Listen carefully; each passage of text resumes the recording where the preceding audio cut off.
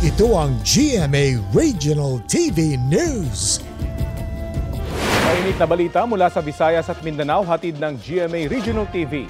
Patay ang isang rider ng ride-hailing app matapos masagi ng isang truck ang kanyang motorsiklo sa Lapu-Lapu, Cebu.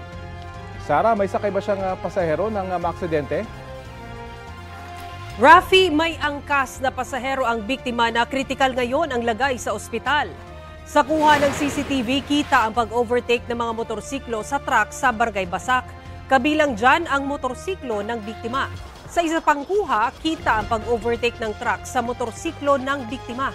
Natumba ang motorsiklo at tumilapon ang mga sakay nito.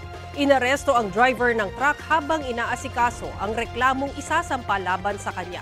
Inamin ng truck driver na hindi niya napansin na natamaan niya ang motorsiklo. Ayon sa pamilya ng biktima, handa silang makipag-ayos sa driver kung sasagutin niya ang gastusin sa pagpapalibing at pagpapagamot sa mga biktima.